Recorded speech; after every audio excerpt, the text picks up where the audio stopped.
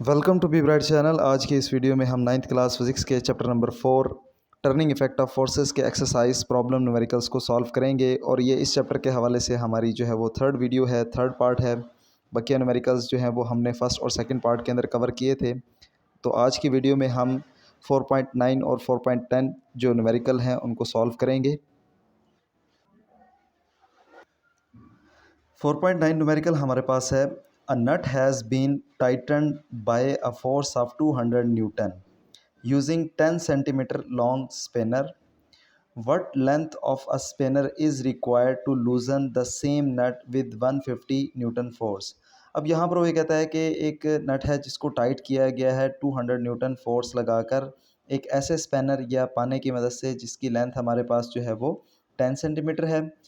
तो उसके बाद वो कहता है कि अगर उसी नट को लूज़ करना हो हमें और अब फोर्स जो है वो कम हमें लगानी पड़े, यानी पहले 200 न्यूटन फोर्स हमने लगाई थी, अब जो है वो हम उससे कम यानी 150 न्यूटन फोर्स हम लगाकर उसको जो है वो लूज़ करना चाहते हैं, ढीला करना चाहते हैं, तो हमें लेंथ ऑफ स्पैनर जो है वो कितनी रिक्वायर्ड होगी। तो इसका सोल्यूशन जो है वो पहले डायग्राम की मदद से इसके कंसेप्ट को समझते हैं, उसके बाद इसका सोल्यूशन को देखते हैं।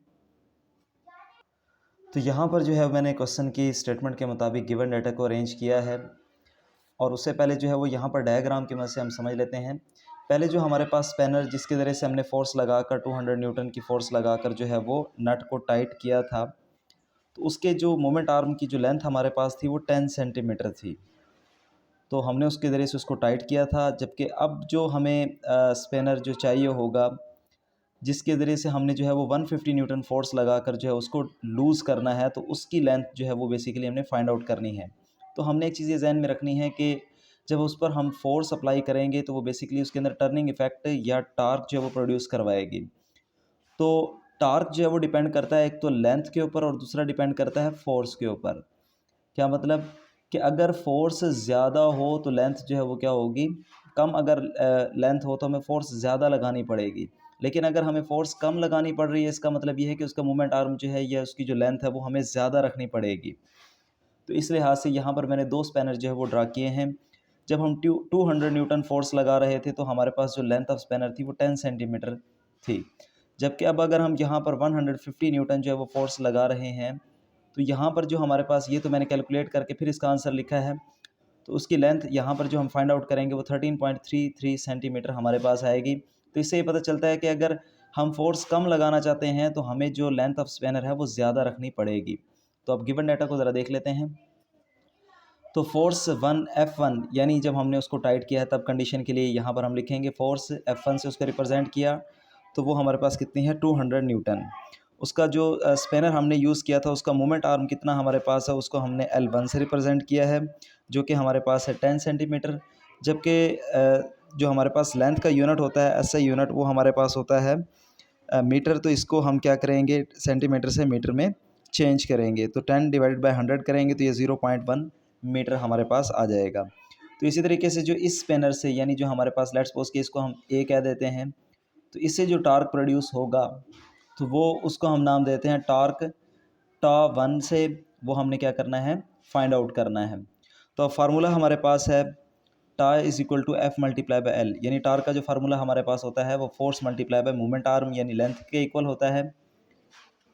अब यहाँ पर फोर्स की वैल्यू जो हमने फर्स्ट या ए स्पेनर के लिए यूज़ की है वो हमारे पास गिवन है जो कि 200 है। जबकि उसकी लेंथ जो है वो हमने उसको ऐसे यूनिट में कन्वर्ट करके लिखा है यहाँ पर। तो इसके साथ मल्टीप्लाई करेंगे तो हमारे पास टार्क 1 जो है वो 20 न्यूटन मीटर आ जाएगा। अब हमें जो नट को लूज़ करना हो या टाइट करना हो तो टार्क जो है वो सेम रहेगा, जबकि फोर्स और मोमेंट आर्म की जो लेंथ है वो चेंज होगी। टार्क जो है वो सेम रहेगा। तो अब कंडीशन के मुताबिक यहाँ पर हम लिखेंगे कंडीशन, इस साइन का मतलब होता है सेंस, यानी हम जानते हैं या वी नो दैट टार्क 1 जो कि स्पेनर ए से प्रोड्यूस होगा, जबकि टार्क 2 वो हमारे पास स्पेनर जो यहाँ पर इसको लेट्स सपोज कि हम बी कह देते हैं, इससे प्रोड्यूस होगा। तो टार्क 1 और टार्क 2 जो है वो हमारे पास क्या होंगे, इक्वल होंगे। अब नेक्स्ट जो है वो हम फाइंड आउट कर लेते हैं। नेक्स्ट जो हमारे पास स्पेनर बी के हवाले से जो वैल्यूज़ गिवन है उनको देख लेते हैं। पहले गिवन डाटा के लिहाज से उसको अरेंज कर लेते हैं। फोर्स हमारे पास है जी जो स्पेनर बी के ऊपर अप्लाई होगी वो हमारे पास अब कितनी है, 150 न्यूटन है। जबकि टार्क 2 जो कि हमने फाइंड आउट करना है, और इस कंडीशन के मुताबिक टार्क 1 और टार्क 2 जो है वो क्या होंगे, दोनों बराबर होंगे। जबकि लेंथ ऑफ मूवमेंट आर्म यानी जो हमारे पास बी स्पैनर है यानी सेकंड वाला स्पैनर है, इसके आर्म की लेंथ यानी मूवमेंट आर्म की लेंथ जो है वो हमने फाइंड आउट करनी है, यानी वो स्पैनर कितना उसकी लेंथ होगी, तो उसको हमने L2 से रिप्रेजेंट किया है। तो अकॉर्डिंग टू कंडीशन के मुताबिक हमने यहाँ पर क्या किया कि टार्क 1 और टार्क 2 जो है वो हमारे पास क्या होंगे, इक्वल होंगे।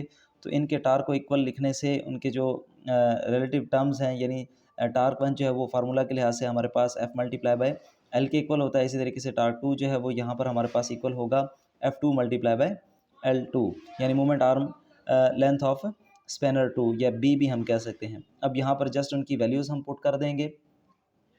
फोर्स की वैल्यू हमारे पास जो F1 के लिए स्पैनर ए के लिए है वो 200 न्यूटन है, जबकि उसकी लेंथ या मोमेंट आर्म हमारे पास 0.1 मीटर है। तो F2 हमारे पास 150 न्यूटन है सेकंड स्पैनर या स्पैनर बी के लिए। उसके बाद लेंथ जो है या लेंथ या मोमेंट आर्म जो है हमने फाइंड आउट करना है। तो क्योंकि लेंथ या मोमेंट आर्म हमने फाइंड आउट करना है सेकंड या बी स्पैनर का, तो बाकी जितनी वैल्यूज़ हैं वो दूसरी तरफ जाकर उनको हम जो है वो कैलकुलेट करेंगे, क्योंकि यहाँ पर ये वैल्यू मल्टीप्लाई और ये 150 उधर जाकर ये क्या हो जाएगा, डिवाइड हो जाएगा। तो अब 200 को 0.1 से मल्टीप्लाई करेंगे तो हमारे पास आंसर आएगा 20, डिवाइडेड बाय 150 हम करेंगे तो हमारे पास 0.13 जो है वो आंसर आएगा मीटर के अंदर। मोमेंट आर्म की लेंथ आएगी सेकंड स्पैनर की। तो अब जब इसको हम 100 से मल्टीप्लाई करेंगे तो हमारे पास जो इसकी वैल्यू आएगी वो 13.3 सेंटीमीटर आएगी। तो ये मोमेंट आर्म जो है वो स्पैनर बी का हमारे पास होगा, जो कि हमने फाइंड आउट करना था, जिसके ज़रिए से हमने एक नट को लूज़ करना था, जिस पर हम 150 न्यूटन फोर्स अप्लाई करके उसको लूज़ कर रहे थे। तो इस तरह से हमने इस क्वेश्चन को सॉल्व कर लिया। उसके बाद नेक्स्ट जो न्यूमेरिकल हमारे पास है 4.10, उस क्वेश्चन की स्टेटमेंट को रीड करते हैं, उसके बाद उसके सोल्यूशन को समझते हैं। क्वेश्चन 4.10 में वो कहता है, a block of mass 10 kg is suspended at a distance of 20 centimetre from the centre of a uniform bar 1 metre long. What force is required to balance it at its center of gravity by applying the force at the other end of the bar? अब यहाँ पर हमें ये कहा गया है कि एक ब्लॉक हमारे पास है जिसका मास 10 kg है और इसको लटकाया गया है 20 सेंटीमीटर के डिस्टेंस पर एक यूनिफॉर्म रॉड के सेंटर से, जबकि यूनिफॉर्म रॉड जो हमारे पास ये बार जो है वो 1 मीटर लॉन्ग है। और वो कहता है कि व्हाट फोर्स इज़ रिक्वायर्ड, तो हमें कितनी फ़ोर्स इसको रिक्वायर्ड होगी ताकि इसको हम बैलेंस कर सकें इसके सेंटर ऑफ ग्रेविटी पर। तो कितनी फ़ोर्स है वो हमें लगानी पड़ेगी या वहाँ पर अटैच करनी पड़ेगी, तो वो हमने मालूम करनी है उसके दूसरे एंड पर, यानी उसके दूसरे सिरे पर। तो इसको डायग्राम की मदद से पहले इसको देख लेते हैं, क्योंकि क्वेश्चन की स्टेटमेंट से ये जो क्वेश्चन है वो इतना ज़्यादा वाज़ेह आपको समझ में नहीं आएगा। तो पहले इसकी स्टेटमेंट के मुताबिक इसकी डायग्राम को आप समझ लें, उसके बाद हम इसके सोल्यूशन की तरफ बढ़ते हैं। अब क्वेश्चन की स्टेटमेंट के मुताबिक यहाँ पर जो है मैंने इसकी डायग्राम जो है वो ड्रा की है ताकि आपको ये क्वेश्चन अच्छे से समझ में आ सके। अब इसको मैं मज़ीद जूम कर देता हूँ ताकि आपको ये मज़ीद वाज़ेह हो सके। अब यहाँ पर जो है वो ये एक यूनिफॉर्म हमारे पास एक बार है, या इसको रॉड कह सकते हैं, ए से लेकर बी तक, जिसकी लेंथ हमारे पास 1 मीटर है और 1 मीटर हमारे पास इक्वल होता है 100 सेंटीमीटर के। तो अब यहाँ से लेकर ए से लेकर बी तक जो हमारे पास लेंथ है वो 1 मीटर है। इसको अगर हम सेंटीमीटर में कन्वर्ट करेंगे तो हमारे पास ये 100 सेंटीमीटर के इक्वल होगा। और इसको सेंटर से, जहाँ पर इसका सेंटर ऑफ ग्रेविटी पॉइंट है, जी से इसको रिप्रेजेंट करेंगे, ये ओ पॉइंट भी है यहाँ पर। तो इसको जो है वो यहाँ पर क्या किया गया है, इसको सेंटर में इसको रखा गया है इसको। अब यहाँ पर क्या है, इसके अगर इस तरफ अगर हम देखें क्वेश्चन की स्टेटमेंट के मुताबिक, तो 20 सेंटीमीटर के फासले पर, यानी सेंटर ऑफ ग्रेविटी या ओ पॉइंट से 20 सेंटीमीटर के फासले पर जो है वो एक ब्लॉक जिसका मैस हमारे पास 10 kg है उसको अटैच किया गया है। लेट्स सपोज कि हम उसके मैस को M1 कह देते हैं, और ये किस पॉइंट पर अटैच है, सी पॉइंट पर, और सी पॉइंट का ओ से जो डिस्टेंस हमारे पास है वो 20 सेंटीमीटर है। तो अब इसका जो हमारे पास मैस है वो M1 है, जो इसका वेट होगा उसको हमने W1 से रिप्रेजेंट किया है। और W जो है बेसिकली किसी भी बॉडी पर लगने वाली वो फोर्स होती है जिस फोर्स से ज़मीन उसको अपनी तरफ अट्रैक्ट करती है। तो हम ये कह सकते हैं कि W1 जो बेसिकली एक फ़ोर्स है, तो वो इक्वल होगी F1 फोर्स के इक्वल। ठीक है, इसको हम फोर्स भी कह सकते हैं। अब इसी तरीके से दूसरी तरफ जो हमने ये देखना है कि इसके इस तरफ भी टोटल जो डिस्टेंस ओ से लेकर ए तक का जो डिस्टेंस होगा वो कितना होगा, 50 सेंटीमीटर होगा। लेकिन जो यहाँ पर ब्लॉक सी पॉइंट पर जो अटैच हुआ हुआ है ये 20 सेंटीमीटर के फासले पर है पॉइंट ओ से, ये सेंटर ऑफ ग्रेविटी वाले पॉइंट से।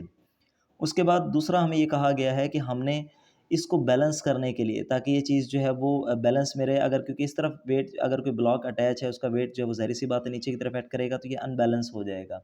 तो इसको बैलेंस करने के लिए इसके दूसरे एंड पर यानी बी एंड पर जो है वो आपने एक ब्लॉक को जो है वो अटैच करना है, या वेट जो है वो आपने सस्पेंड करना है, हैंग करना है, और वो वेट जो है वो आपने क्या करना है एट द एंड कैलकुलेट करना है। लेट्स सपोज कि हमारे पास इस एंड बी पॉइंट के ऊपर हम एक ब्लॉक का जो है वो अटैच करते हैं, जिसका वेट हमारे पास लेट्स सपोज के W2 से हम उसको रिप्रेजेंट करते हैं, और W जैसे कि मैंने यहाँ पर बताया था कि फोर्स के इक्वल होता है, तो हम इसको यहाँ पर क्योंकि W2 है तो यहाँ पर नोटेशन जो है वो फोर्स के लिए F2 ले लेंगे, और इसका मैस हमारे पास जो है वो इसको हम M2 से रिप्रेजेंट कर देते हैं। अब होगा क्या, हम इसको किस तरह से फाइंड आउट करेंगे, पहले तो गिवन डाटा को अरेंज कर लेते हैं, उसके बाद हम इसको देखते हैं किस तरह से इसको सॉल्व करेंगे। गिवन डाटा में हम देखते हैं कि हमारे पास वेट W1 है, जो कि हमारे पास F1 से इसको रिप्रेजेंट किया गया है, ये हमने फाइंड आउट करना है। जबकि उस ब्लॉक का जो मैस हमारे पास है वो कितना है, उसको हमने M1 से रिप्रेजेंट किया है, वो हमारे पास है 10 kg।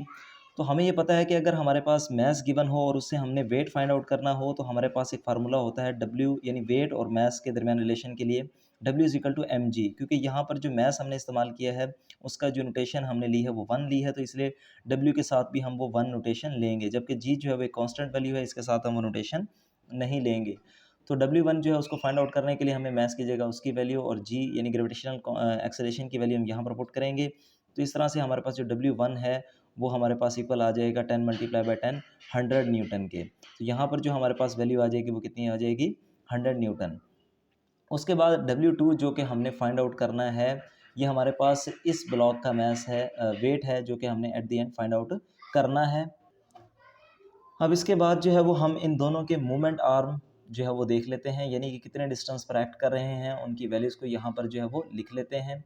वैसे ये डायग्राम के लिहाज से हमें फाइंड आउट करने में आसानी होगी। एक दफ़ा मैं डायग्राम आपको दिखा देता हूँ इन दोनों के मोमेंट आर्म के हवाले से।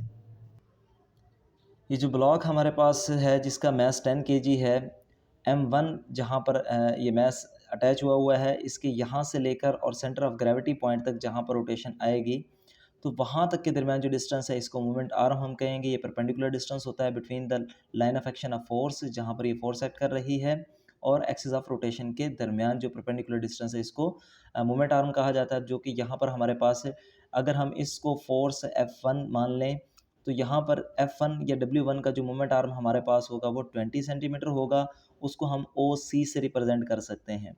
इसी तरह से जो हमारे पास W2 जो हमारे पास ब्लॉक बी का, या ब्लॉक जो पॉइंट बी पर जो हमारे पास ब्लॉक अटैच है जिसका मैस हमारे पास M2 है, उसका वेट हमने लेट किया है W2 है, जो कि फोर्स F2 के इक्वल है।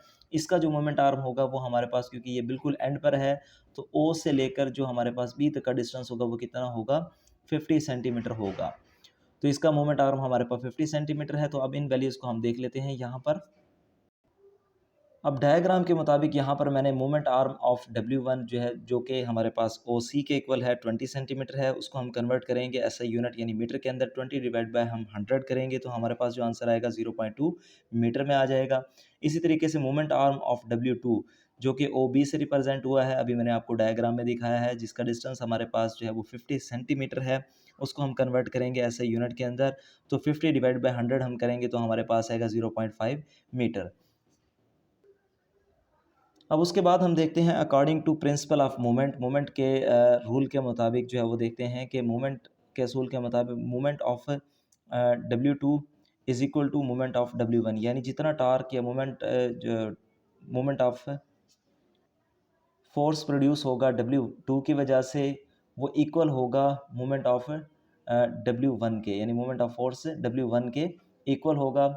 तो सादा अल्फाज में हम ये भी कह सकते हैं कि टर्निंग इफेक्ट ऑफ फोर्स जितना इसके यानी W2 की वजह से प्रोड्यूस होगा, उतना ही जो है वो W1 की वजह से प्रोड्यूस होगा। तो इसका जो टार्क हमारे पास, ये मोमेंट ऑफ फोर्स हमारे पास इक्वल होगा। मोमेंट ऑफ फोर्स और टार्क दोनों सेम चीज़ें हैं इसके, यानी आप ये कह सकते हैं उसी का दूसरा नाम है, मोमेंट ऑफ फोर्स भी कह सकते हैं या टॉर्क भी कह सकते हैं। तो वो इक्वल होता है हमारे पास F मल्टीप्लाई बाय L, यानी F से मुराद यहाँ पर वो फोर्स W2 है, जबकि उसका L से मुराद यहाँ पर मोमेंट आर्म है, उसकी परपेंडिकुलर डिस्टेंस है, उसकी लेंथ है। W2 multiply by moment arm of W2 वो इक्वल होगा मोमेंट आर्म ऑफ W1। तो moment of force of W1 या टार्क ऑफ W1 जो है वो हमारे पास इक्वल होगा according to formula W1 multiply by moment arm of W1 के। तो अब यहाँ पर जैसे कि मैंने आपको ऊपर W2 की वैल्यू जो कि हमने फाइंड आउट करनी है, OB जितना डिस्टेंस है ये उसका मोमेंट आर्म है, W1 का जितना हमने उसको कैलकुलेट किया है वो यहाँ पर लिखेंगे, OC उसका मोमेंट आर्म का डिस्टेंस है, उसकी वैल्यूज़ को यहाँ पर हम लिखेंगे, क्योंकि हमने W2 यानी वेट 2 जो है वो फाइंड आउट करना है, जो कि उसको बैलेंस करने के लिए होगा। तो हमने इसको कैलकुलेट करना है, बाकी जो वैल्यूज़ जो इधर मल्टीप्लाई हो रही हैं उनको हम दूसरी तरफ ले जाएंगे और वो डिवाइड हो जाएगी, यानी बेसिकली जिस वैल्यू को हमने फाइंड आउट करना है उसको बिल्कुल सेपरेट कर लेंगे हम। अब यहाँ पर जस्ट उनकी वैल्यूज़ को क्या करेंगे, हम पुट करेंगे। W1 की वैल्यू जो है वो ऑलरेडी हमने कैलकुलेट की हुई है, वो हमारे पास कितनी है, 100 न्यूटन है, जबकि OC जो परपेंडिकुलर डिस्टेंस है इसको हमने SI यूनिट मीटर के अंदर कन्वर्ट किया था, वो हमारे पास कितनी है, 0.2 मीटर। इसी तरह OB जो हमारे पास डिस्टेंस है ये 50 सेंटीमीटर था, इसको हमने SI यूनिट में कन्वर्ट करके लिखा था, तो हमारे पास 0.5 मीटर है। तो अब इनको हम आपस में कैलकुलेट करेंगे तो जो आंसर हमारे पास आएगा वो आएगा 40 न्यूटन। तो अब यहाँ पर हम ये कह सकते हैं जो फोर्स उसके लिए उसको बैलेंस करने के लिए, यानी ब्लॉक जो हमारे पास जिसका मास 10 kg था और उसका वेट हमारे पास 100 न्यूटन था, उसको बैलेंस करने के लिए जो वेट हम हैंग करेंगे या सस्पेंड करेंगे तो वो कितनी होगी, वो फोर्स वो हमारे पास होगी 40 न्यूटन। उम्मीद है आपको मेरी वीडियो पसंद आई होगी। अगर आपको मेरी वीडियो पसंद आई है तो मैं आपसे गुजारिश करूँगा कि काइंडली मेरी वीडियो को लाइक करें, मेरे चैनल को सब्सक्राइब करें, ज़्यादा से ज़्यादा लोगों तक शेयर करें।